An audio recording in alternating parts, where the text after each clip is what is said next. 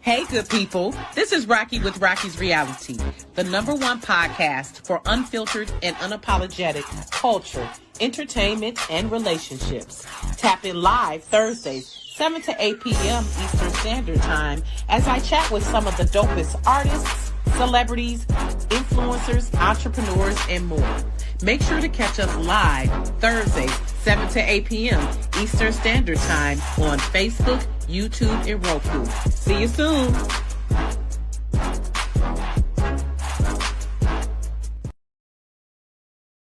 Still like that music. I be thinking. You like it? You like it? You like freestyling up. Listen. Don't let me stop you. Don't let me stop you. I love it. I be thinking like I'm gonna change that, and then I'll be like, you know what? Sometimes you need to stick with what is. Yeah, that was it is. It is. I love it. I love it. So, welcome to Rocki's Reality. Snaps, snaps, snaps. Shout out to Love Jones. Let's do the snaps. Okay, so y'all, today is June 11th. It's Black Music Month. It's also Pride Month as well, but this show is specifically on Black creatives. Tonight, I have someone who I just really admire and respect. For real, I believe in telling people what they mean while they're here and can hear us. You know, I don't believe in waiting to the funeral and then you got 2 minutes to give your remarks and you got to get it in. So I'm just going to welcome back to the show. Welcome back to the show. I love when I can have people back. I'm going to welcome back to the show. I'm not even going to, y'all know I don't get into the bio, but he is an Grammy nominated, right? Artist, an author. And since Father's Day is coming up, a father as well, a great father. So shout out to you. And one of my, as a fam, we fam now. Absolutely. We family. We friends who have become family. So welcome back to the show, Thank Swifty you. McVeigh. Thank you, famo. And if y'all don't know of the legendary D12, baby, listen. What up, though? You better know, you know. I love it. And I love when people be like, he from D12. People be like, where was we at a couple weeks ago? And I was like, he from D12. And they was like, where were we at? Now, I know we did the vendor show, but it was somewhere else we were at. Was it the wedding? Was it the wedding? I don't know. It might have been the wedding. I love that. So wait a minute. Welcome back to the show. Thank you, famo. Thank you for having me. It's always good to be back. And shout out to Wifey, TT. If it's okay for me to call you Wifey, TT, his wife, his for real wife, not just for play. Okay, who is one of my favorite boos. If y'all were watching, TT is actually in the intro from her past appearance on the show. But just shout out. I love everybody checking in. Thank you. We're gonna call y'all famo too. But I just appreciate you for always coming back, Swifty. And so let's get into it. For sure. Let's get into what's happening. D12 is back on tour. Yep. I love that.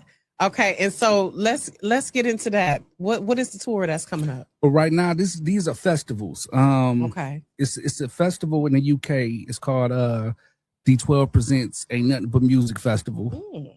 Yep, and it's our own festivals, man. We wearing the promo hat as well as the artists, and we just celebrating with the artists we that inspired us, that came up with us and before us, like Onyx and Tretch from Naughty by Nature gonna be rocking with us, man. So yeah, don't get me excited. Wait a minute. So it's just Tretch, or is the whole Naughty by Nature it's gonna be Tretch? Just Tretch. Okay. Yeah, but that's still even dope. though he rocking, he always Naughty by Nature, but it's Tretch. Yep, and Onyx.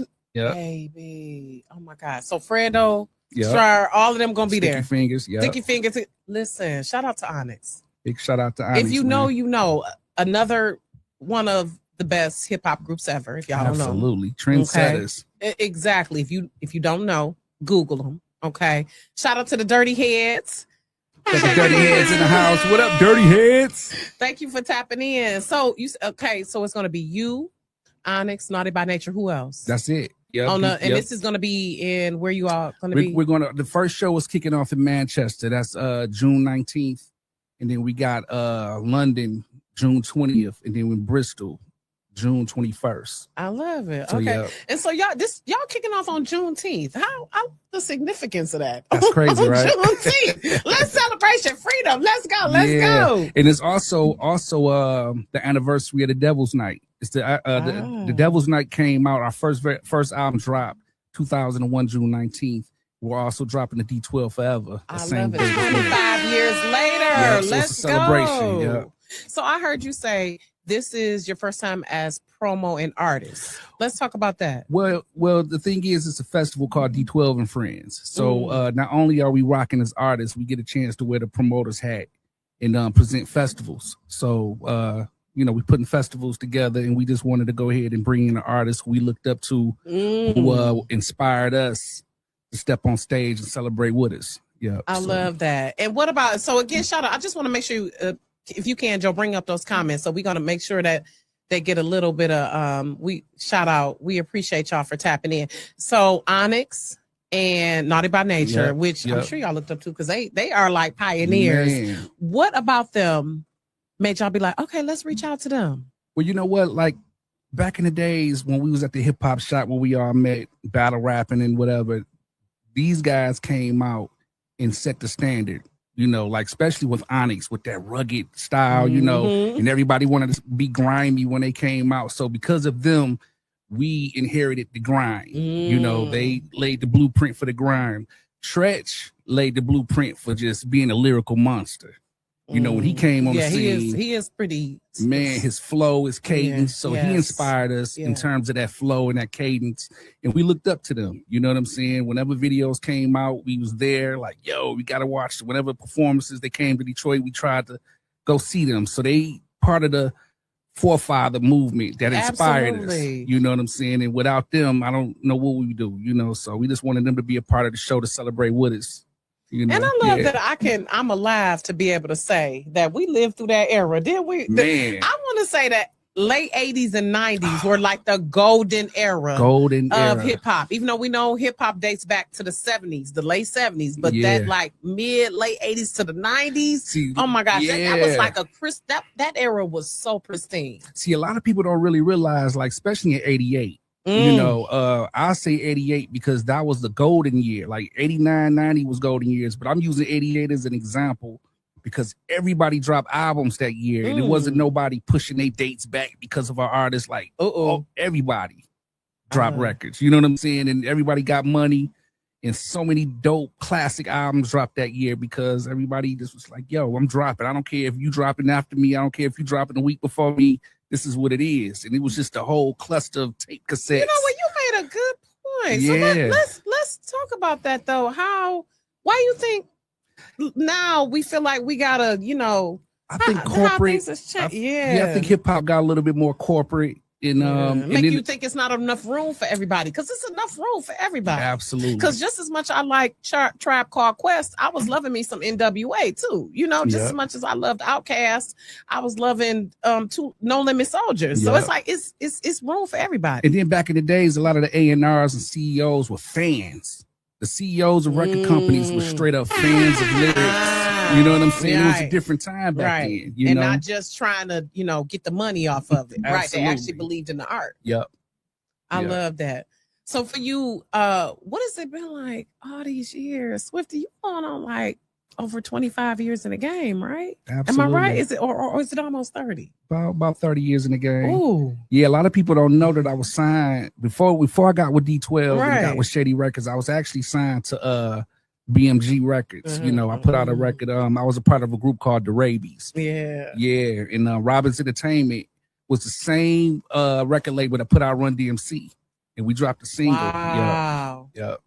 The same label. And we know they pioneers. Y'all better know who Run DMC is. Absolutely. Run DMC is the ones who I got inspired off of when I was young, when I was little. Yeah. They made me want to rap, whatever.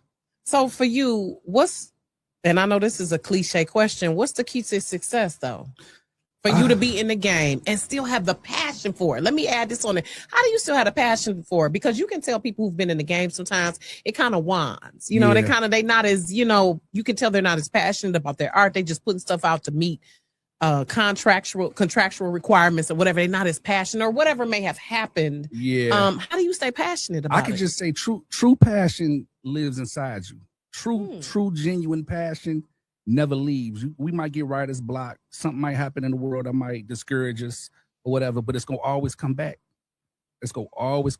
True original organic passion, if you're passionate about something that lives inside you and you love to do it, no matter what's going on in the world, it might deter you for a minute, but that passion inside you go always reach back in you. It's gonna make you want to do it.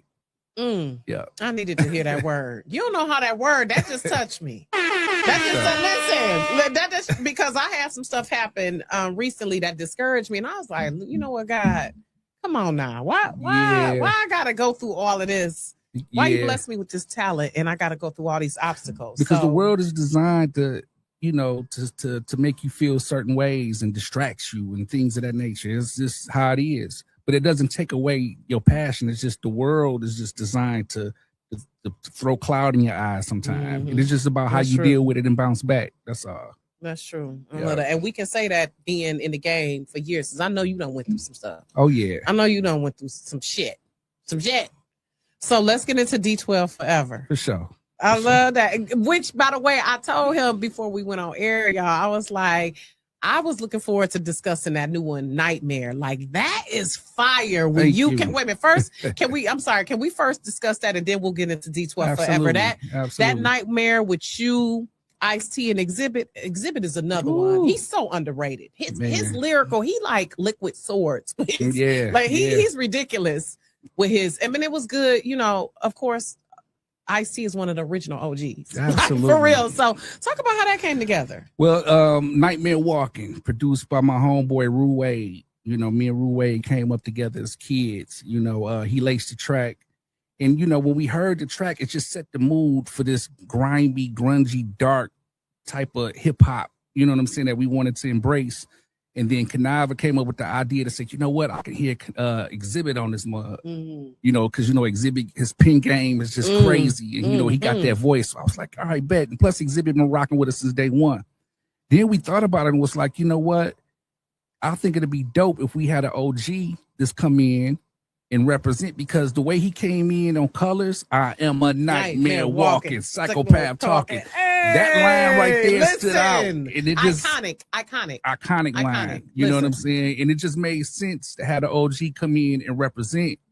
So he was like, yo, I'll do it. So he came in there, laced the chorus. A lot of people think that Ice-T is sampled. No, the OG went into the studio in real time. It was like, yo, I'm about to go ahead and lace the chorus for y'all. I am a nightmare walking, and it just came together. I love that. And I'm sure for him, that probably gave him some nostalgia. And he was like grateful y'all probably reached out to him because, I mean, like his career spanned like about 40 years. That's somebody you can sit listen to. Listen, Sex in the Morning. I remember when my cousin Sonny, shout out to my cousin Sonny, had that album. I think it had like a yellow jacket cover. One of the first albums I ever bought. I want to say it had like a yellow jacket cover. It didn't have no picture on it. I mean, it was like just plain. I'm trying to envision it, baby. If you know them, know those were those early days. Man. So I love that. Yeah, big shout out to the OG Ice-T and Exhibit, man. Yeah, you know, they solidified it. It was like, bam, put that stamp on there, and it was ready to go. I love how y'all collaborate, and I love how when hip hop artists collaborate to show and dispel that there's always some beef. It doesn't always have to be some beef. No. And I love how y'all, do you think at times help each other be better? Absolutely. You know, iron sharpens iron. You know, we're supposed to inspire each other. You know, the OGs inspired us, and we're here to inspire others, and hopefully the others inspire others. It's supposed to be that way, you know. And even though hip hop is a competitive sport, you know, lyrical beef. Made it is competitive. Yeah, it is. Lyrical beef is always gonna be, especially with men. Y'all gotta have, you know, it's always some type of stuff. I used to battle rap on a playground. I used to have beatbox contests. Like, people don't know about them beatbox contests. Oh like, my God. Yeah. Not only you finish rapping, okay, what's up with beatbox? Oh my gosh. Come on now. Come on with it. Come on. And then speaking of that, shout out to the Fat Boys who really just made a whole song a beatbox. And like, you was like, how the hell he? Absolutely. I love that. Take it back to that's what kids need now. Just that good, clean fun. And knowing that competition doesn't have to come with animosity. It doesn't. I think people, a lot of the youngins got it twisted, man. I mean, they take it a little bit too far. You know, hip hop is about lyricism, and it's about battling, and it's about competition, and it's about sport. You know, it's a sport, you know, but keep it lyrical. Right. You know what I'm saying? And ain't gotta get all off some beef and stuff, whatever, man. So when we talk about lyrical, though, what would you say is going too far lyrically wise? Because I remember when the whole Drake and Kendrick Lamar thing was going on, they was like, oh, they shouldn't be talking about kids. They should be talking about this. What do you, in your opinion, you know, well, you know? I just think it like this. In terms of being lyrical, I've never looked at it like a person was going too far. The difference is, so if they talk about your mama or your kids, that it was all fair game. Because we used to go to the hip hop shop and we used to get that all the time. When people talk about our mamas, we used to come back the next week like, yo, we go talk about your mama. Shake hands, dap, hug, and leave. But the thing is, back in the days, you didn't hear the voices of the people. You know, you just social media changed the game. Social media changed the game. You're gonna always hear opinions, and people might feel a certain way about something, and it just kind of domino affects the people thinking this way and that way. But back then, you didn't know what other people think. You just said what you said. If it was on wax, you didn't hear the opinions of others. You just did what you did, unless they was talking about it through a magazine, or you heard somebody on a radio station call up to the radio station to get their opinion, but you never heard the voices. But now it's too many it's ubiquitous. It's all over, it's crazy. Baby. That's why I say social media is a gift and a curse. It is. Because it is good to know, but also sometimes I don't need to know everything. And like my grandma used to say, you don't need to know what people think about you. And that's a true statement at times. Like it's, you know, it's crazy. It's hard to be mature about it. So let's talk about D12 Forever. Come on, so is everybody back first? That's my first question. Well, I'm gonna say this because it's 6 of y'all. It's all 6 back. Yeah, it started at 6, but me and Kanab is keeping the brand on our back. Okay, you know what I'm saying. Everybody else wanted to go and do their thing. You know, Con Artist, he a producer. He wanted to produce and do his thing. Bizarre wanted to be solo. He always wanted to be a solo artist. So me and Kanaba said, you know what? Y'all go ahead and do your thing. Go keep the brand going. And that's exactly what we're doing. And what about M? M is going to be M. He, you know, in terms of the music, he's going to always support and be there. We always got that friendship, brotherhood going on. You know, everybody just want to do their own thing. You know, that's all. So we like, hey, a lot of people say D12 is over because he said that on a Kamikaze. Me and Kanava like, nah, D12 ain't over. But I noticed how y'all haven't had to deal with any legal battles where he said y'all can't use the name or anything like that. Okay, so I'm glad that wasn't an issue. No. Okay, because we see artists where they be like, because that was part of like within Vogue, they had a similar issue where when Dawn and Maxine were out there, they had to go to court and was like, look, you're not using the name. So I'm glad that type of issue did not happen. So are you still in touch with him, or is that, you know, so but I guess that's the thing where you got to respect that people are in a different place. Yeah, absolutely. I mean, it's always love, always respect, always brotherhood. I think him all the time. Like, you know, if it wasn't for him, we wouldn't be doing what we're doing. He came back and got us. We made a pact.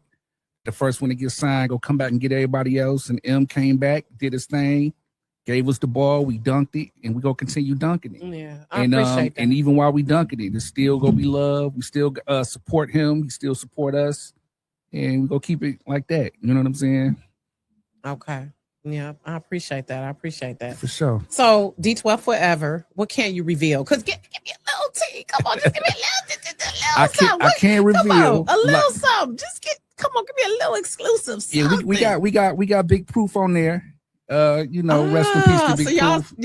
y'all comb through the archives. Okay. We got Big Proof on there. And we got Bugs on there. Rest in peace to Bugs. You know what I'm saying? One of the fallen soldiers.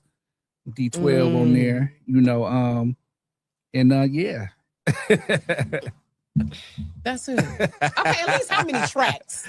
Well, you know what? We just put out the track list the other day. I don't know how many tracks it is. I want to say about 15. Okay, I'm about to say, give me a roundabout. Yeah, don't. So it's a single album. It's a single album. It's a full-length album. Yeah. Okay, so no EP. It's a full album. Yep, no EP.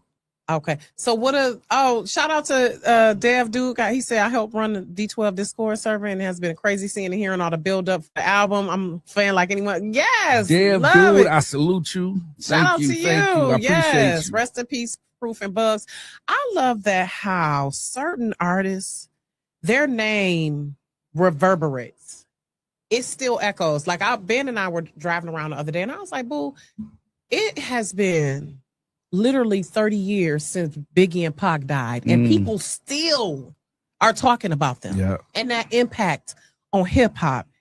And from your stance, Swift, what makes an artist be that type of artist? Because it's some artists, you know, like Michael, Prince, you know, Whitney, all these, they it's like that impact that they've had. And y'all in D12 and M and all, they have this impact. How do you become that type of artist? Making timeless music.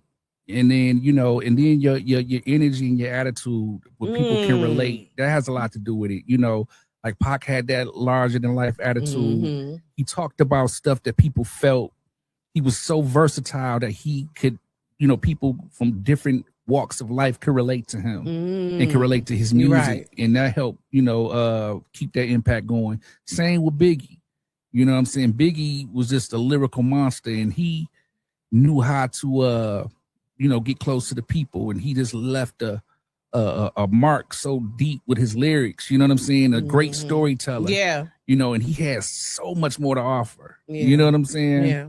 So they made timeless music, man. They understood. They understood the assignment, and here we are, 30 years later, talking about. Listen, to this day, and if the babies don't know, y'all better raise them up right. Yes. Hey, TT. Miss TT from the D. Listen, I love her. I love TT. She know I just love her so much. I appreciate you, TT. I love that. Like, I love when you say attitude, because these youngins some days. Oh man. Woo! Yeah, a lot of I just wish these youngins. I try to understand them, because I know we living in a different time, but it is still some stuff they can take from us. Absolutely. Right? I think a lot of youngins, some do, but a lot needs to check out the forefathers. Just go back and check your history a little bit. You know what I'm saying? A lot of people don't reach back to figure out why we are the way we're here. You know what I'm saying? It is, you know, so it's a lot of history in hip hop that runs deep that I think a lot of the youngins don't really understand. Just the history. But also, and I don't want to diss the youngins, what do you think we have learned from them though? Because we always talking about how the elders passing on stuff, but as a parent, we understand. As parents, and since we the elders, at times we learn stuff from the younger generation too. Yeah. I think the younger generation taught us to not be stuck in one lane. You know, there's a lot of versatility going out. I think a lot of youngins are not afraid to test the waters to do different stuff. You know what I'm saying? You can just hear a different mixture of styles, and you might like it, you might not like it, but they weren't afraid to take that risk to do something different. I think a lot of youngins are doing that in today's time, you know, which teaches the older cats not to be stuck in one mind frame, to open up your mind a little bit more. That's true. You know what I'm saying? That is true. So, okay, D12 Forever, that's dropping on Juneteenth? June 19th, yep. Yep, so that's Juneteenth. So wait a minute, the tour starts and the album drops. Yep, the Manchester show is the same date that the album dropped. I love that. Oh, I wish I could be there. Damn, so I could just fly across the pond right quick. Listen, and okay, so last we gonna wrap it up. But I want to ask, and we were talking about this before, how it seems like when you go away. And I'm working on it with the artist now who he's from Detroit, but it seems like when he's away, he gets much more fanfare. We know it's been happening like that for decades, because a lot of artists say how they, you know, went across to Europe and have started whole new careers and just have so much fanfare there. Why do you think it is, you know, that when you go across seas, things are just seem like a bit more intense, not tumbleweeds? Yeah, I think you know, people overseas have a big, large respect for the music over here. You know, our music resonates. Our music resonates with them, man. And I can't speak for a lot of other artists, but I know with us, our music resonated with people in the UK. It resonated with people in Canada and Australia. You know, that's why we always been able to come over there and rock like we done, man. And the love been so enormous, man. So I just want to give a shout out to the UK who've been riding with us, you know what I'm saying, for decades and decades. Australia, Canada, you know, and other places too. But I mean, you know, they say music is subjective, but I can actually say hip hop in the States resonates over there. It does. Yeah. I love it. We could be here all night talking about that, the theories I got on that. But I appreciate you, Swifty, as always. So are tickets on sale for the festival now? Yep, you can get tickets from allthingsd12.com. Okay. Go to allthingsd12.com for your tickets. You know, for D12 and Friends, Ain't Nothing But Music Festival. kicking off in Manchester, June 19th, London on June 20th, Bristol on June 21st, and D12 Forever Volume 1 is dropping June 19th everywhere. So make sure y'all grab that. Don't want to miss it. Wait a minute. Volume 1. So it's Volume 2 coming? It's coming. Oh, you know what? Y'all play. All got stuff already in the vault. I love it. He said Germany loves D12 too. Absolutely. Yeah, as they should. Big shout out to Germany. I love Germany. We went over there and rocked plenty times too. So we get love over there too. And I love how music is that just proves music is a universal language. Because y'all could not know a lick of German. They might not know a lick of English. But when you rocking the lyrics, that's what I love. Because I've even even songs in foreign languages. If you hear it, you like, listen, that beat, that rhythm, that harmony, that's what shines through. Yep. I'm gonna tell you a quick story real quick. I was in Japan with Proof, and we was sitting by the bar. It was a karaoke joint. Somebody, a woman was singing in the background, and me and Proof was singing. Proof was like, yeah, man, you hear that? I was like, yeah, she sound dope as hell. And then 2 seconds later, I was like, dog, I don't even know what she's saying. Right. But the feeling, you know what I'm saying? The feeling of dopeness entered my mind first. Yeah. And that emotion that people, when you hear it in that voice, that tremor in their voice or that tone, ain't nothing like it. So that's what I love about music. So, but thank you again, Swifty. As always, love and appreciate you. Appreciate you too for having me. Appreciate the support and appreciate just how you exemplify artists who don't be having no problems, unproblematic. You'll be out here with the drama. And I love how you spread the wisdom too. Thank you. And I love how you yourself are keeping your craft. Well, because you was dropping some bars on that night, man. Too. I was like, okay, now come on. For sure. So appreciate you always, Swifty. Thank you. Always a pleasure to be here rocking with you. Where can people follow you? You can follow me on my Instagram at McVayD12. That's MCVAYD12. You can follow me on my Facebook at SwiftyD12. And just come check us out. Allthingsd12.com for all the latest D12 information, all the merch, everything. Yeah, come holla at us. Right quick. What's up with the spider? Right. Charm. I want to ask you about that. I got a thing for tarantulas. You know Are you serious? Yeah. I wouldn't have them as no pet. I just like to look at them like, man, the tarantulas because look they come dope in as all fuck. type of colors. They do. They come in all. They be scary, but yeah. You got arachnophobia. Yeah, but you're right. They are fascinating but creepy at the same time, and I know they come in so many varieties too. For sure. So okay, all right. I appreciate you though. I salute you, fam. Y'all hang on tight. We are gonna, and I told Joe, y'all. So get ready, Joe. Joe, we talked about this last week. Joe's song.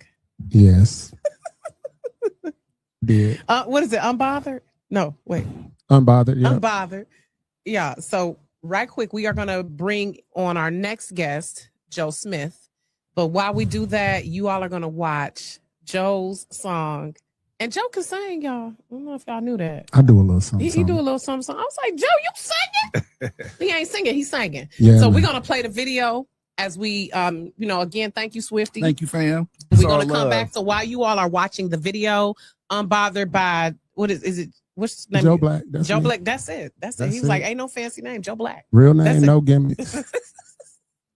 Wait a minute, Joe. Quick, give us a little talk about the video, how that came together. If y'all into Legos, y'all really gonna love this. Well, initially we were gonna shoot a live action video for it, but I was gonna do it at Central. We couldn't get the auditorium, so it occurred to me to do a Lego version of it. Mm-hmm. And there's a scene in the video that is chef's kiss when it comes to doing the Lego. Yeah, so if y'all, if y'all see it, once y'all see it, y'all know exactly what Joe, it is. He was like, I thought they was gonna take that out. I said, no, Joe, that's good. You kept that in there. Yeah, I was gonna have to take it out. So without further ado, I'm gonna just go ahead and kick off into this video. We're gonna switch out to our next guest. Yes, ma'am. Unbothered. Here you go.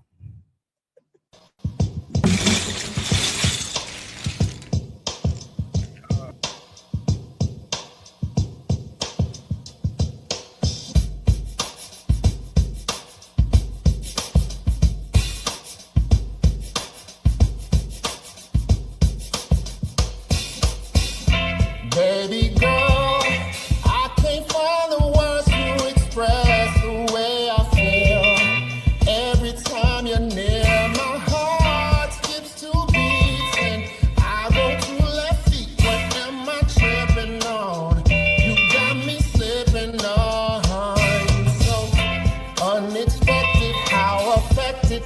became when you looked me in my eyes and told me your name. Now I'm so involved in trying to have it all, but I falter, 'cause you're just so unbothered, baby. What I gotta do to be a part of your life? Let's make this thing right, baby. But I can't be no fool. Tell me, am I wasting my time? Am I on your mind, baby?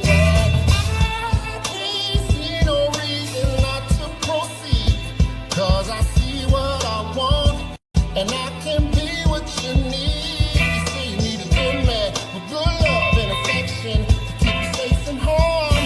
And everything you're looking for is here in these arms.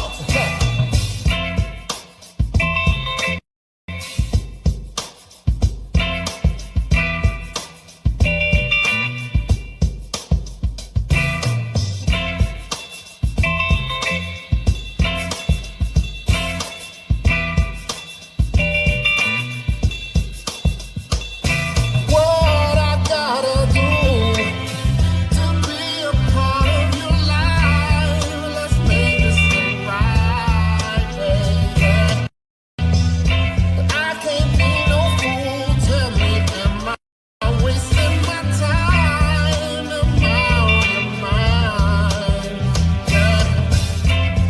What I gotta do to be a part of your life? Yeah. Let's make this thing right. And I can't be no fool, no. Am I wasting my time? Yeah. Hey, yeah, yeah. Be a part of your life. Yeah. But I can't be no fool, no. I can't be no fool. Oh.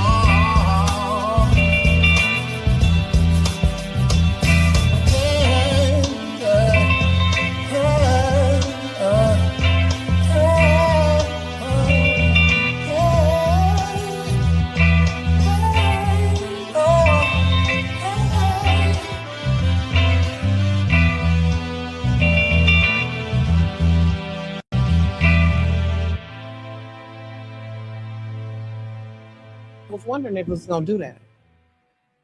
Okay. Okay. All right. Okay. So we about to be up. Okay. Up on me. We done pop back up. We did a little better today, y'all.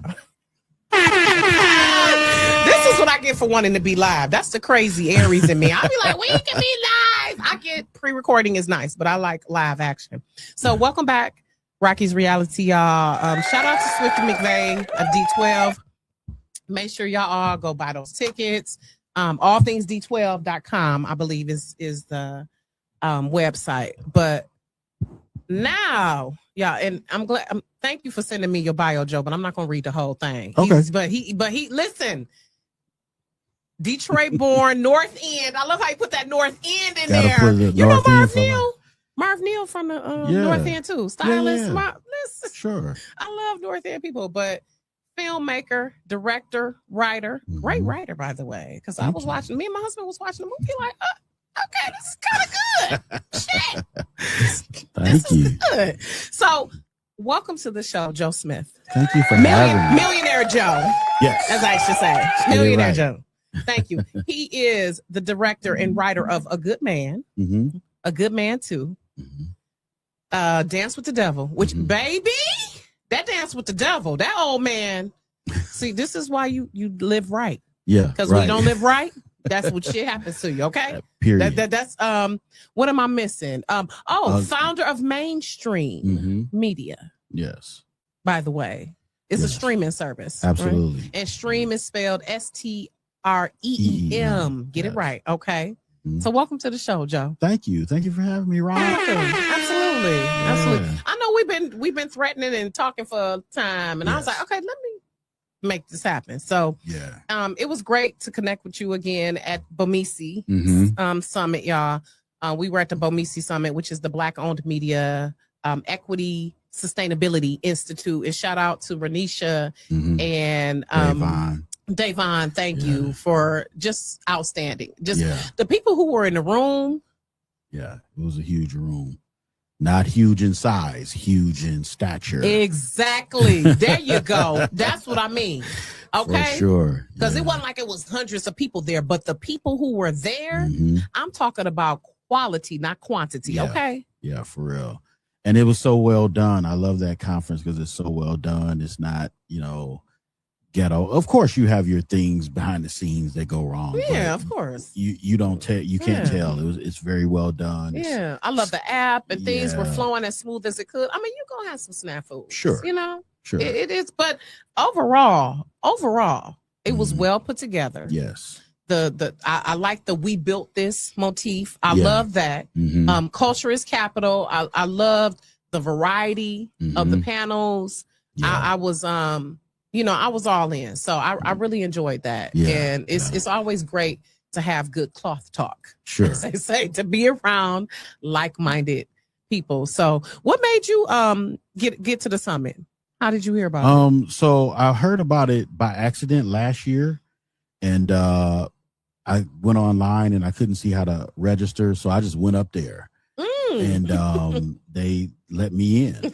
And so Wait a minute, so this year you just went up there? no, this was last year. Last year. Okay. Mhm. So this Yep. was your second time. Yes. This year. Okay. And so Was when that Cambria Yep, last year? same Yep, it was at place Cambria last last year. year. Okay. and I got to meet the people who that produced it for Ronisha and Davon. Shout out to Shara and Chevian and Dave. So I got to know them and got cool with them. And so this year I was like, okay, I'm gonna be in the building for sure. I love Yeah, that. And it's so- about showing up a lot of Yes. times. It's just really about showing up. You're like, hey, I'm here. Mhm. I'm showing up. So, and I was glad to be in the room as well because I got a lot of inspiration and just a lot of tools and Yeah. a lot of people I'm gonna follow up with. I've already followed up with some people. Yeah. Actually, because I'm that type like less than a week later, because I'm like, you be done forgot. Right. People be like 3 months later, like, I don't remember your ass. Right. I'm following up with you that next week. Right. And in this Period. industry, that's what you gotta you do. got to do it. And sometimes you gotta bug people. Yeah. Absolutely. A little bit. So Yeah. let's talk about how you got North End Detroit. I Mhm. love it. Much respect to that. Mhm. I ain't never met a person from the North End I didn't like. Y'all, Mhm. y'all just 100. Yeah, for sure. I really appreciate that. So talk about how snapshot of Joe Smith growing up on the North End becoming a filmmaker. Oh wow. Okay, so here's how it went. When I was 10, my mother was trying to keep me out of trouble. So she was trying to put me in all these activities, and she put me in sports, she put me in this, she put me in Cub Scouts, she put me in all these things. So finally she put me in piano lessons. I asked her, could I take piano lessons? Because she had bought a piano for my older sister. My sister never went through with the lesson. So we just had a piano sitting in our living room with pictures on them. It was a picture table. Listen, I think I had that same piano in my grandparents. For sure. Listen. So I took piano lessons and I stuck with it. So I became a musician. I was, playing at church, and I did my first professional studio session when I was 16. Oh wow. With So- who? With who? It was a gospel group called the Donalvales Corliers. Okay. They Oh, were wow. recording their album. Okay. And so fast forward, I'm 21 now. I go on tour with a stage play. So one of the things about me is that I'm curious about everything around me. Like I want to learn how everything works. And so after years of doing stage plays as a musician and as a music director, I was like, I wonder what it would take to produce my own stage play. Right. But that got me into writing scripts because I wrote my script for my stage play.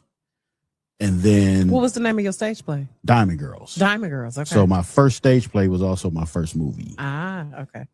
And so fast forward now, all of us, so many of us came from theater, like, Kamal Smith, Dennis Reed, Rocki and Janaea Black, Tanja Ayers, everybody came, Nyambi, we all came from the I love theater her. world. All great people. So- Shout out to y'all. All great For creatives. sure. So one by one, they all started migrating to film.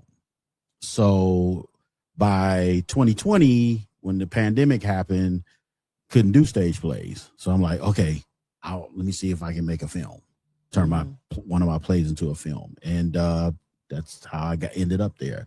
So I took my play script, I had to adapt it to be a screenplay. And you know, shout out to Kamal Smith. He kind of held my hand through the process. And boom, here we are. 7 films later. 5 are out, 2 are coming out this year. I love how mentoring each other, Yeah. mentoring each other. So For what? sure. And shout out to Kamal. He played the hell out that role. Yeah. Crazy ass. What's his name? Earl? No. What's his name? Ethan Carter. Crazy ass Ethan. Shit. But I can understand why he looked crazy. Bless his heart. Yeah, he crashed out. I mean, it does. I mean, and after what he went through. Yeah. And shout out to the chickie who played in the first one, Ebony Tates. Yeah. Heifer, you play. Nah, Yeah. you was a heifer, but she played the hell out that role. Wait a minute, it literally, me and my husband was like yelling at the screen, like, what in the hell? But that was great. I have to say, I've seen a lot of Tubi movies, right?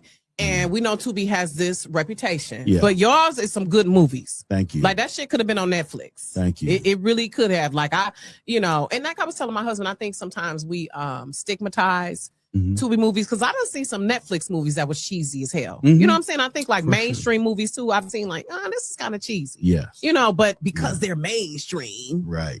Yeah. with AM, Right, the yes. white folk stuff, we give it a pass, I think. What do you think about that?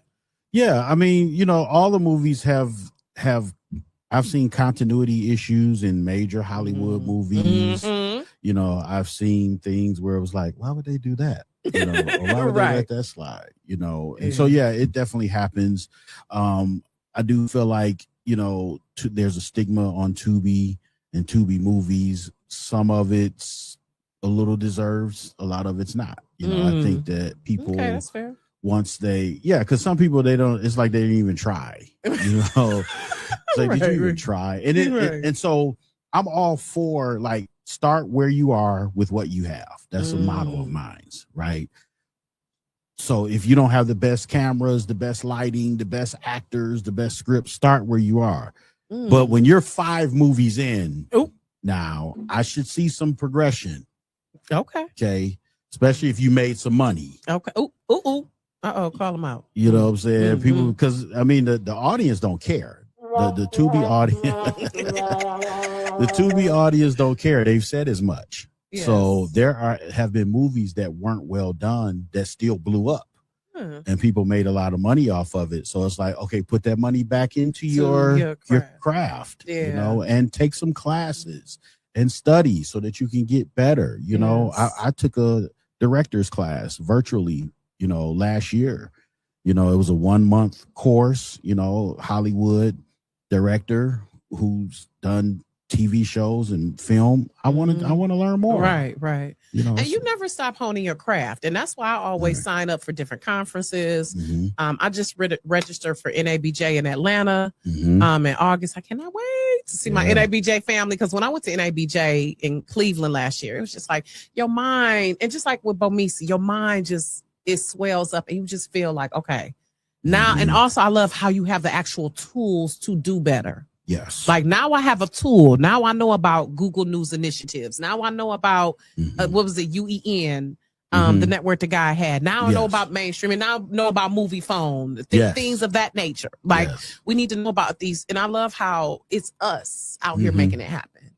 For sure. I love that. Yeah. And a lot of people don't know about a lot of things that are going on as far as black people in media. We know the celebrities, we know the big announcement stuff, right? But there's a lot of people in the field, like underneath the surface, that's making things go, and so you got to do your research, do your homework, go to these conferences, go to these different events, because there's people there that you may not have ever heard of, right? Who can have a key to what you need. Could be that missing resource. Exactly. That you need. And that's what I love about these conferences too. I'll start talking to people because I don't meet strangers. I'm like, look, hey, we all eat, sleep, and bleed and shit. I'm about to come up to you and talk to you like, what do you do? What how can we be of value to each other? And that's my thing, because I love how proving the biases and stereotypes wrong. Yes. Even though we know they're there. Sure. They're there. Sure. But I love proving it wrong to say that we can be reputable. We can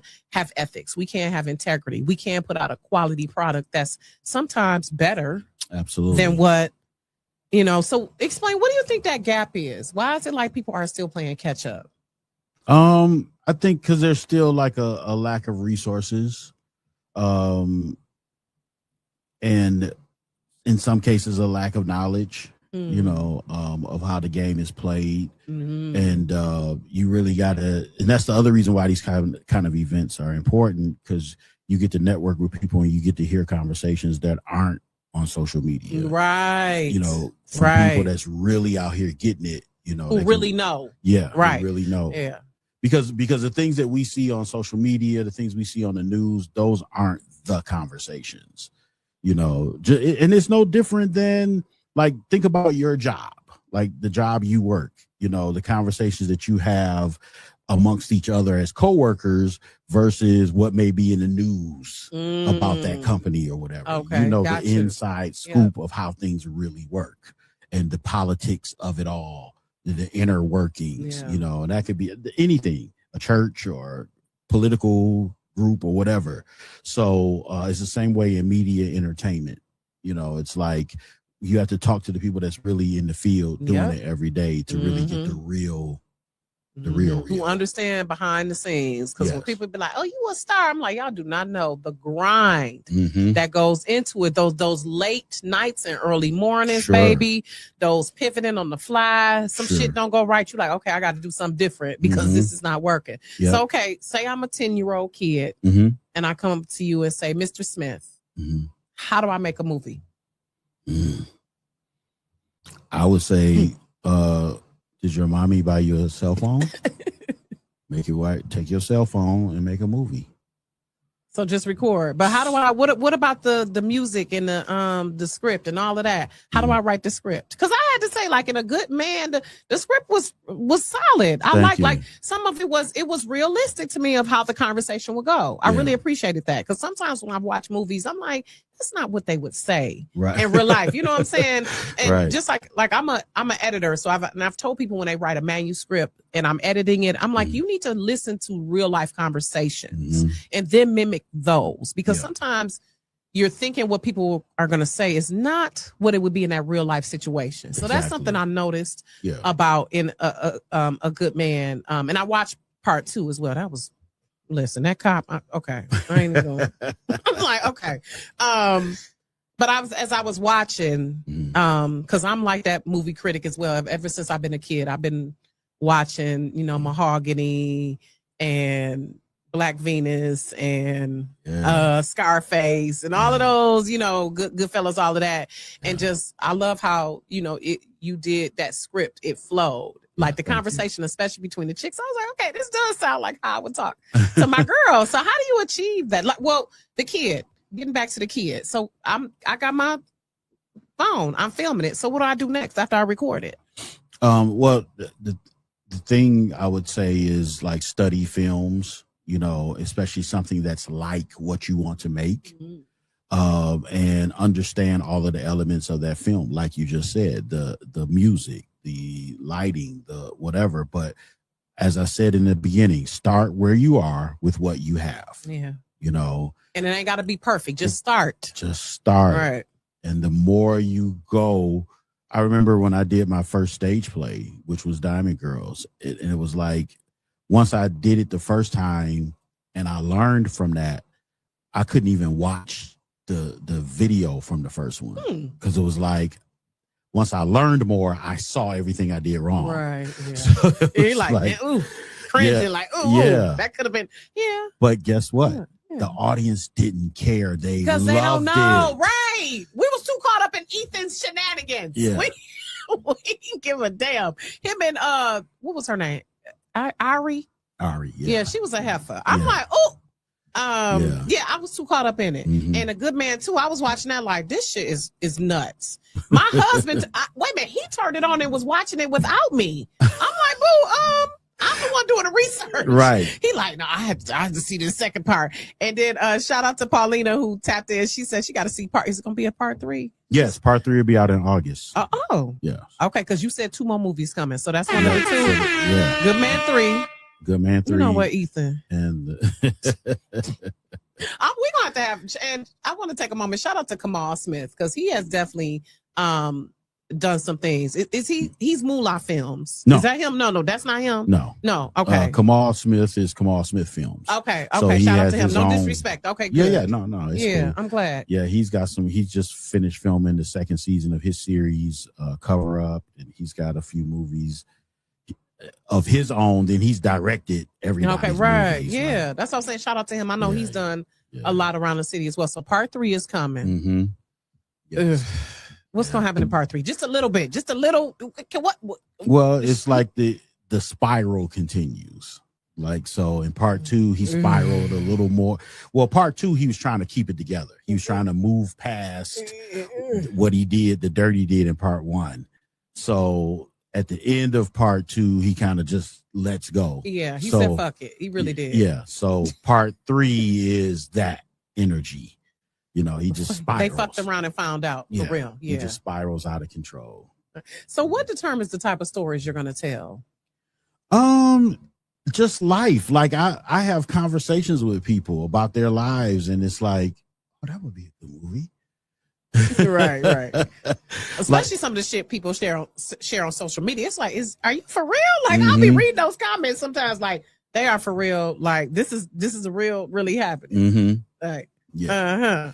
Yeah. Like I was talking to somebody the other day. I don't know why he steal this idea, but I don't care. And so the situation is, her friend likes a guy, like she's smitten with this guy, and she talks to her BFF about it, but the guy likes the BFF. He doesn't like her. Ooh, that is some real life shit though. It is that's a real that be happening sometimes. And all 3 of them are friends. Ooh. You know, colleagues, I should say. And so she likes him, he likes her. She likes him, but won't date him because my best friend. I know how my best friend feels about you. I can't but date he liked you. the best friend. Yeah. He like, well, I don't like her. What do you want me to do? Ugh, awkward. So when she was telling me about it, I was like, that's a movie. Yes. How do you figure out the titles? Is it while you're writing the script or like during production? How do you come to that? Sometimes it's while I'm writing the script. Sometimes it'll come to me in advance. Sometimes I'll like scour, like social media for what are people saying, what's the terms, what's the catchphrases. Right. Okay. So things like that. Yeah. Because you want it to be catchy. You want the title to catch. Yeah, because a good man, you like, oh, he's a good man, Savannah. He's a good man. But shit.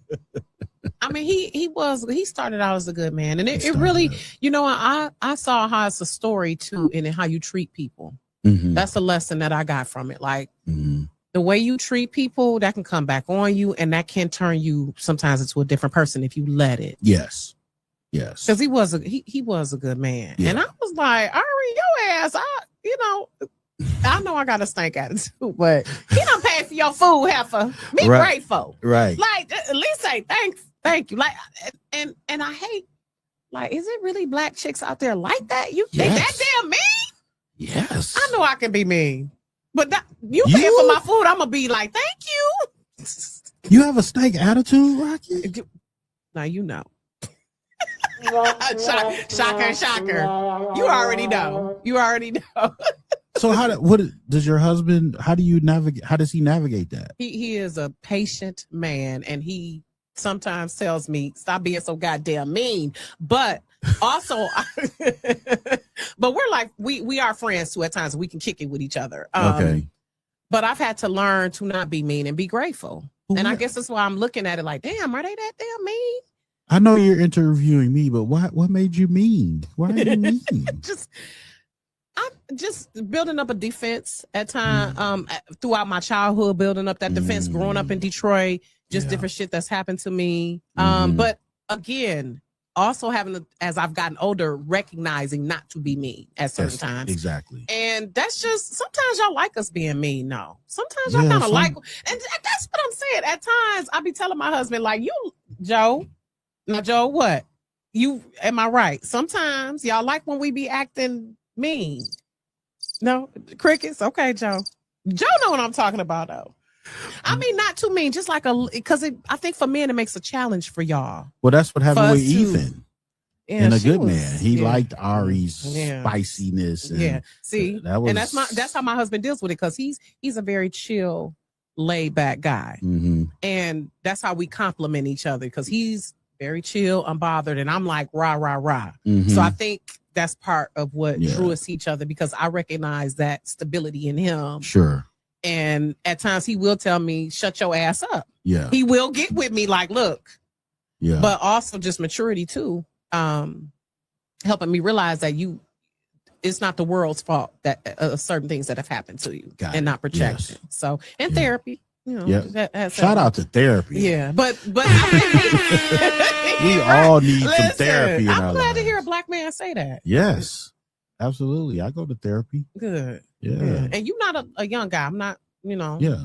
you are of a certain age, mature man. Yeah. So, but I love how your characters really are true to life. Thank you. Even though it saddens me that sometimes as black women, we have this angry black women trope, Mhm.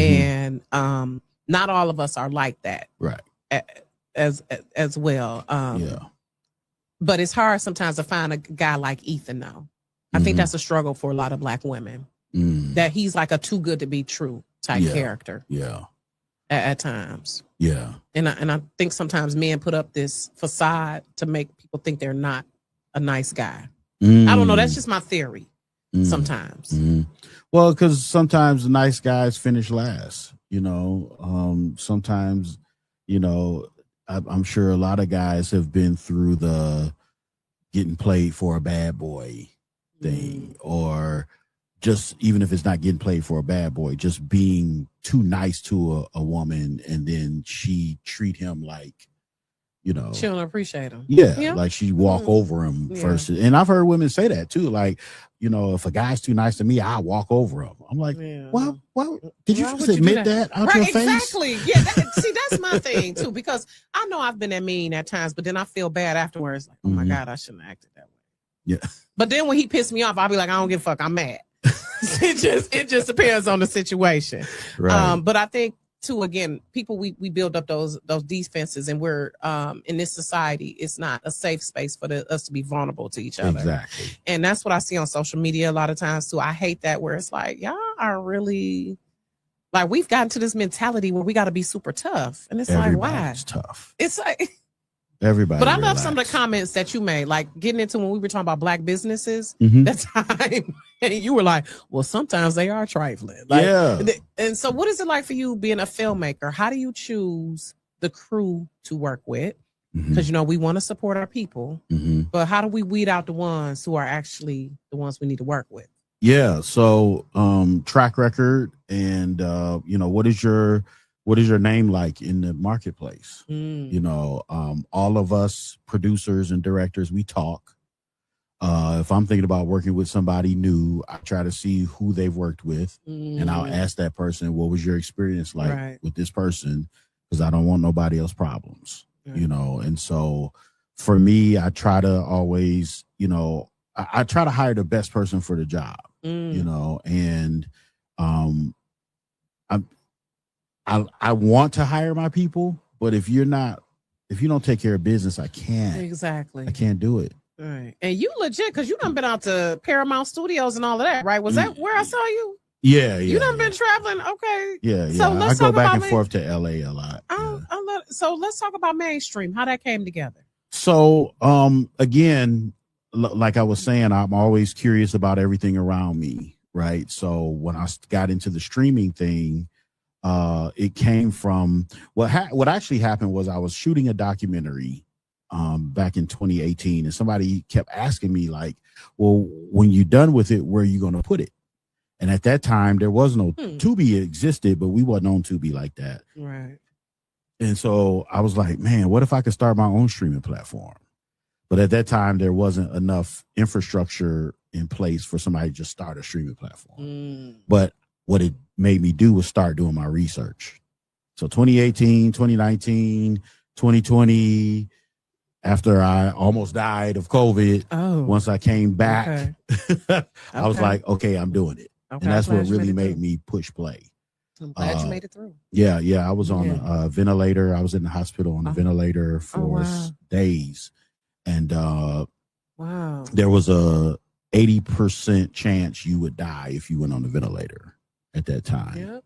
And I was at Henry Ford Hospital in Macomb County, and the nurse told me only me and one other person in that whole hospital had survived being on a ventilator. Oh my gosh. So when I came out of that, I was like, everything I ever wanted to do, I'm doing it. Right. Because if I would have died, I would have took everything with me to my grave. That's true. So I'm like, I got to do it. If I fail, I fail, but I'm going for it. Balls deep. Balls deep. Yeah. We're going all in. Okay. Yeah. Balls deep. We're going all in. Yeah. We're going. Yep. See, that's something my husband would say. See? See? Oh my gosh. But for real, like, you just like, because I always say this, you can earn more time, more money. You can't earn more time. More time. You can make more money, baby, but you cannot get that time back. So speaking of money, when you said some people who've made money from the Tubi movies, how do you, yes, balls deep is wild. My husband, listen, blame my husband and my kids. Listen, you gotta, certain stuff, y'all can use that, whatever. Shout out to my niece. That's my niece. Hey, niecey. Hey, I love it. So for you, mainstream, what does it offer? It's an app. Where is it? How can, I saw my girl Giovanna Poivon, her movie's on there. The Dark Side of Beautiful. Yes. Have you seen that?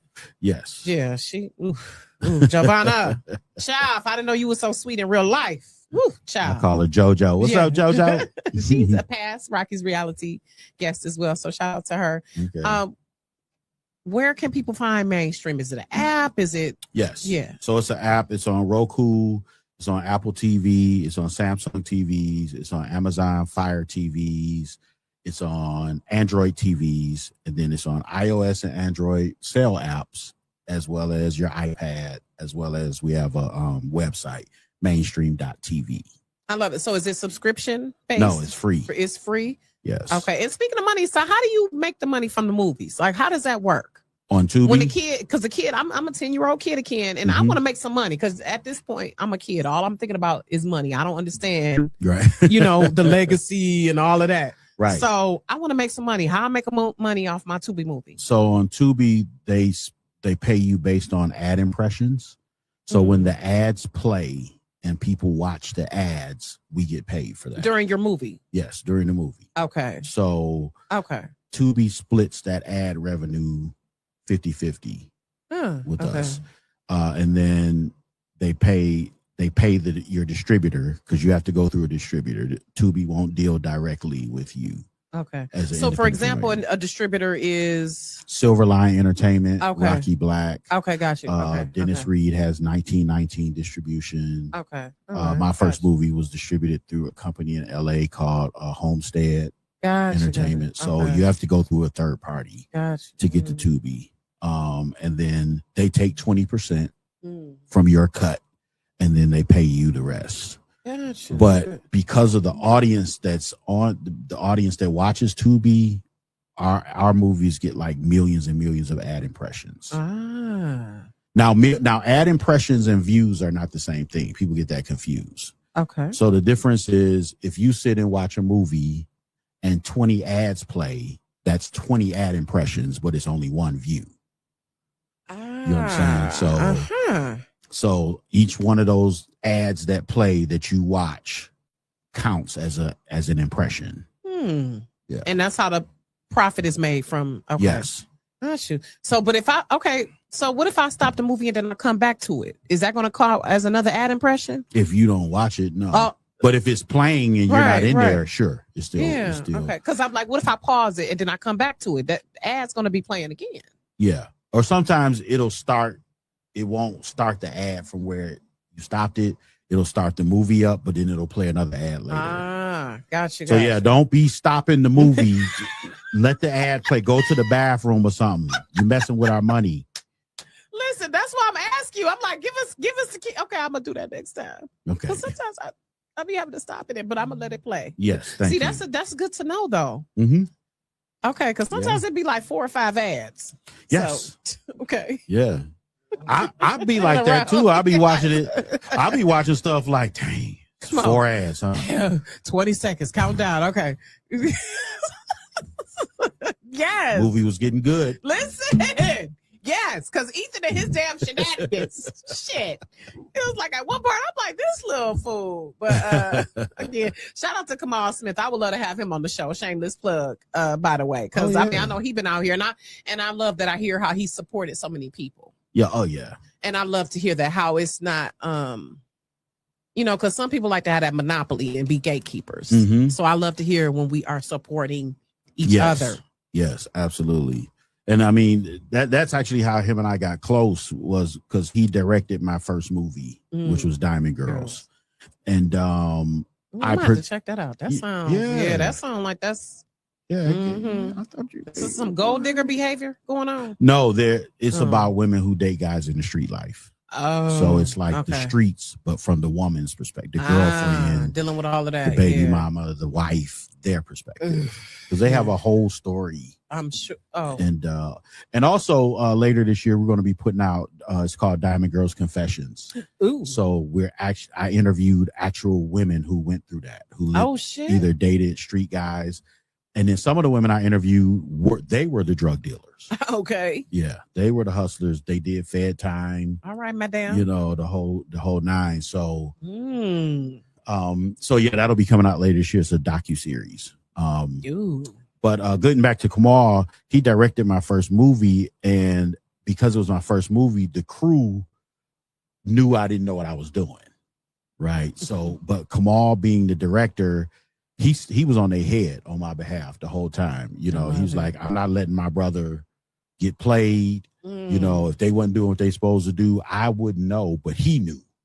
And so it was almost like he protected me in a sense. And that's what we need, people to look out for us, because and instead of him looking at you as competition, it's like collaboration, because there's space enough out here for all of us. Period. It really, even with the renaissance of movie makers and filmmakers in the city, it's still enough room and money. Yes. Out here for everybody. Absolutely. So how did you make it where mainstream is free?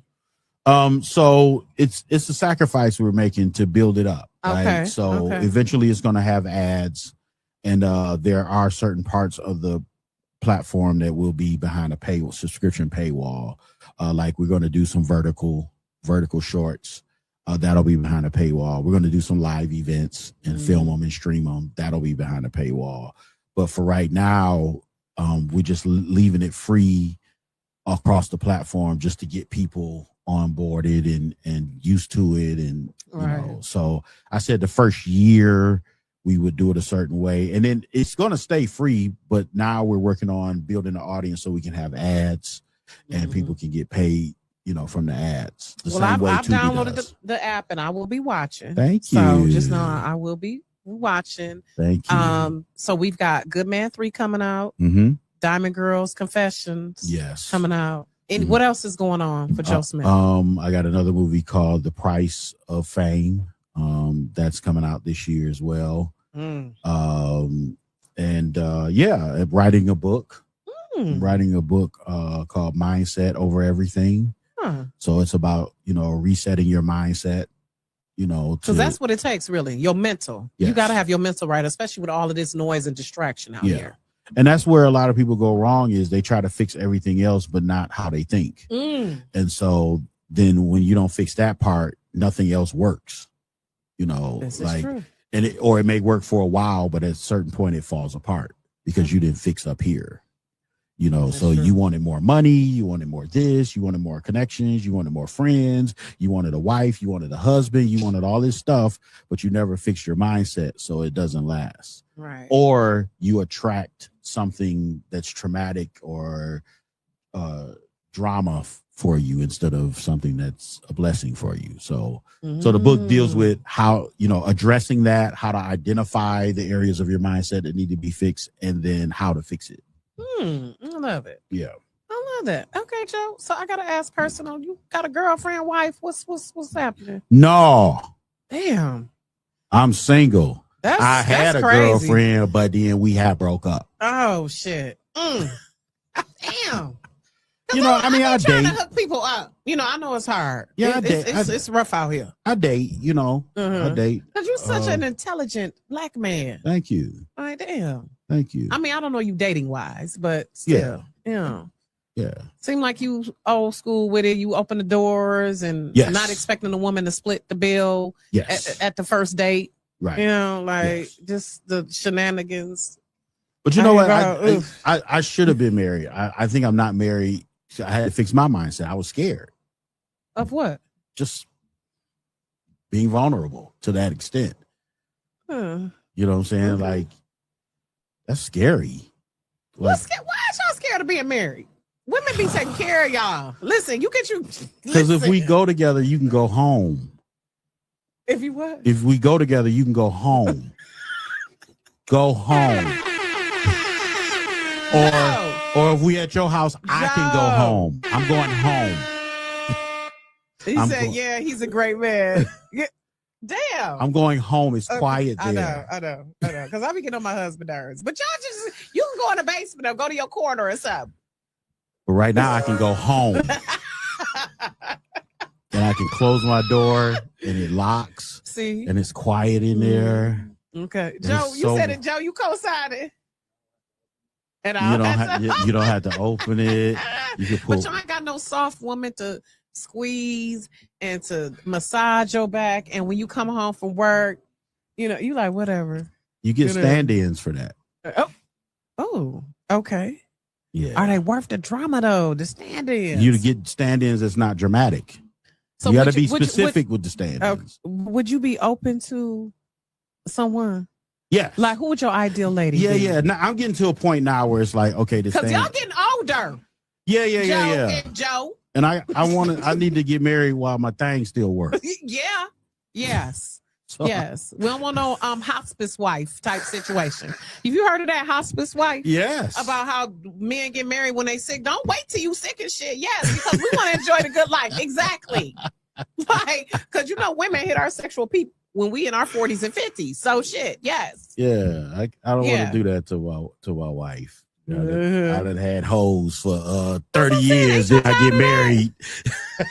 Then I get married and it's like, and when I say hoes, that I'm being funny. Yeah, I know. Yeah, I date a certain caliber and quality. Yeah, of women. I can tell. Shit, you not. Yeah, I can tell you not doing no hood rats. But I appreciate the honesty. And you right, like marriage ain't all daisies and butterflies all the time. Mm-hmm. But you learn to have a mutual respect for each other, and it ain't nothing like having that partner you can roll down the street listening to some Atlantic Star with. Though. Yeah, you know what I'm saying? Like ain't nothing like you're not wrong.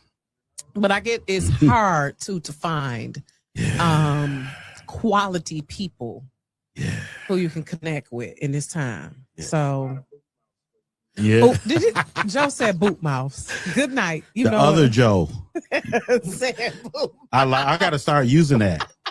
Boot mouths. So the terms for the show is balls deep and boot mouths. Okay. We go see if we can play that in the lottery. But Joe, I really enjoyed you. Is there anything else? I just want to say, give you your flowers. Much respect for you. I can tell, because I did my research too, and I texted my girl. I was like, I'm gonna have Joe on the show. What's the 411 on him? She was like, he's legit. I'm like, okay, good. And which I could already tell. Yeah. By the way you move. So shout out to you and all that you're doing. Like seriously, I really respect how you are really trying to take those steps and put the foundation, and how you already have. I mean, because the movies are good already. You. So I'm gonna have to go check out Diamond Girls because I haven't seen that. Blood. That's another good one. My Father's Blood. Ooh, that's on Tubi too. Yes. Ooh, My Father's Blood. That sound like some children paying for the sins of the father type stuff, or well, not really. So what it is it's a true story about a man named Pastor Mike Robinson. And he spent like 20 years in the street selling drugs, in and out of prison, getting shot. But it all stemmed from the turmoil that he had with his father, the strenuous relationship he had with his father. Yes. His father put him out the house at 16 because he was rebellious, and he went to live with his cousin. And his cousin's house was a drug house. So he got introduced to the drug world, sleeping on the floor at his cousin's. And so it just took off from there. He ended up like really getting in the street with some really notorious people and really deadly people. And then he went to federal prison and he came out and he turned his life around. And now he's a pastor, and, you know, he made amends with his father, and, you know, his father passed before his father passed away. And it's a really inspiring story. I love it. So, Pastor, you said Michael Robinson. Is he from Detroit, or he's from Detroit, but his church is in Ypsilanti, where he pastors now. But yeah, he's born and raised in Detroit, off Dexter. Ooh, yeah. Okay, yeah. For real. Okay, when people be talking shit about the East Side, I'm like, y'all ain't been off Dexter, okay? Right? Sure, because okay. Yeah. Even though, shout out to all the building up things that have gone over there. The now Helen Moore Center that used to be Dexter Elmhurst, and I think they have a few businesses over there. You know, Helen Moore. I'm trying to get her on the show, Joe. Shout out to her and just all our pioneers. And I just love how Detroit, we have so much talent. Yeah. Like, I really love our city. For sure. Like, we I just wish sometimes we wouldn't have it just be a lot of like pump faking sometimes for me. And I'm like, we need to stop it. Yeah. But I really appreciate people like you and your talent. So where can people find you so they can make sure they know when the book is coming out, the next movie and all of that? So go to Instagram, Millionaire Joe, all one word. You can find me there. I'm on TikTok, even though I'm not that active. No, right? I'm the same. I'll be like, we try it, y'all. Definitely on Facebook, Joe Millionaire Joe Smith. So yeah, you can find me. Okay. Tap in with me. I'm the same with TikTok. It's just we Generation X. Like we try. Keep learning these platforms. It'd be too much. And then my daughter was talking about something like Lemonade and some other one. I was like, look, Threads. I like Threads. I do like Threads. It's like Black Twitter for me. Threads without, you know, the Elon Musk of it. But so let me end with 5 favorites. I didn't do this with Swifty. I did it with Swifty before, I think, on the last show. But let's end with 5 favorites. Okay. Favorite travel destination besides Cali? I love cruising. I don't care where it's cruising to. I love cruise ships. How long you be on that boat? 5 days, 7 days. Oh, really? Yes. I love never went on a cruise. I need to do it. God. I don't know. I know y'all be stopping, but I don't know about being on that boat. Let me sell you. It's crowded looking on there. It be a lot of people. But it's a huge ship. Okay. And so what I love about it is everything that you do on vacation is on the boat. From live shows, comedy shows, live music, theatrical shows. They got buffets if you want to just pig out. They got upscale steakhouses and everything. You can get dressed up and go in the main dining room and have a formal dinner. You can swim. You can go to the club. You can go to they have casinos on the boat. Like anything you want to do on this boat. It's like a floating city. Yeah. That's exactly what it is. Yeah, okay. And then it stops at multiple ports. Okay. Whether you I'm gonna cruise do it one of these days. Jamaica or the Bahamas or Mexico, you can't beat it. I do love Jamaica though. Okay. So favorite travel destination? You said any cruise. Yep. Any cruise. Okay. Favorite season? Summer. Yeah. Okay. Good. Yeah. Yeah. For sure. Yeah. Especially in Detroit. Yes. Like I love Detroit in the summer. Yes. I'm one of the guys from Bomisi. We were inboxing on LinkedIn. Albert Thompson. He did the AI. Okay. And he's from the Maryland area. And I was like, he was like, Detroit was a vibe. I was really surprised. I was like, I told you. I'm glad when people come here and they see. Yes. So favorite season is summer. Favorite food? Italian. Ooh, yes. It used to be soul food.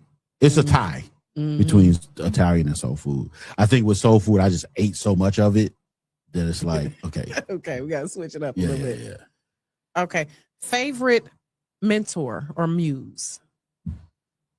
Favorite mentor would have to be my pastor, Apostle Wayne T. Jackson. Oh, okay. Shout out to him. Yeah, Okay. for sure. All right. Yeah. I met his son Brandon a few weeks ago, and he was a really chill guy. Mhm. Really good guy. Brandon's Okay. cool. Yeah. I'm Yeah. gonna shout out to them. Okay. Last favorite film or production that you've done so far? A Good Man. Mm, Yeah. yeah, because you can really stretch that out. Hmm. That Ethan. Yeah. And it was just something, it was my first directorial debut, and it was just something magic when we were filming that. You know, I don't know how to explain it. It's like on set, it just felt like we were making something dope, Right, you were. you know, and so you could feel it. And so I remember that to this day. It felt great. So that's my fave. Sure. Yeah. Okay.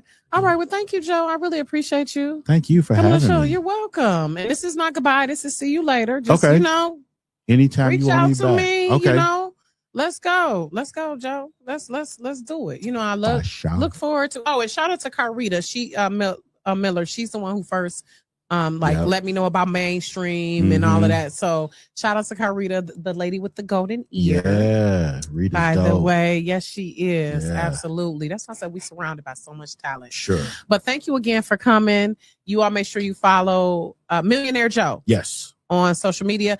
Make sure y'all go on Tubi, watch a good man, Mm-hmm. part 1 and 2, and that Dance with the Devil. Shit. And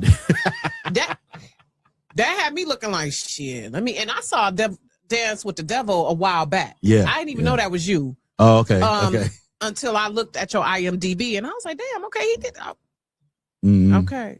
I'm gonna have to start. The OG in the movie. Listen, the OG, he did that. That I was like, oof, okay. Yeah. Mm-hmm. And you know where I got that idea from was like I have a friend. He used to be a hitman for YBI in the early 80s. Wow. And he did 30 years in prison, and he got out. And like, if you talk to him now, if you didn't know who he was, you wouldn't know he was that guy. Baby. Like he's just he's YBI. Cool. Ooh. Yeah. Somebody need to do a movie on them.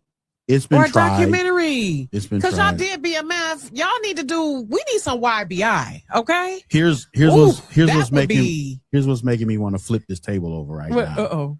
When Butch Jones got out of prison last year, we started talking. Okay. We were going to do a series of things. We were going to do a documentary. We were going to do a live podcast.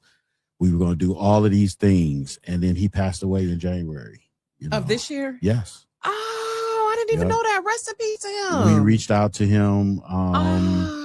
And because I'm about to say he got to be around like 60, right? Yeah, he was in his 60s. Wow. Yeah. And legendary. Yeah. Mm-hmm. He got out of prison. Damn. That last August, September-ish. Mm-hmm. And he was on probation or parole, I'm sorry. And then he was like, in January, let's really go hard because I'll be off of parole and I can move around. Right. Cool. So he had to go in the hospital. He had injured his foot. He went in the hospital for a procedure and passed away. He had a heart attack while he was in the hospital. And we were supposed to meet that next week. Wow. And of course, the story ain't going to be the same without him. It won't be the same. No. And the reason why you need him is because everybody that was involved was going to fall in line because it's him. Exactly.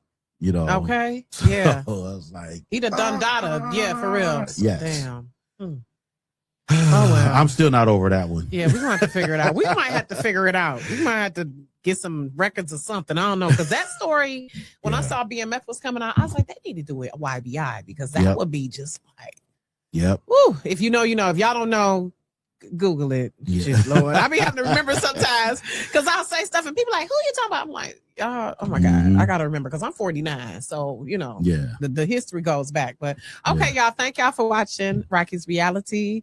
We will see y'all next time. Make sure y'all go and check out Joe's Unbother. Is it on your YouTube, Joe? Joe Black? Go ahead, Joe. That actually, you can find that on the finest entertainment LLC.com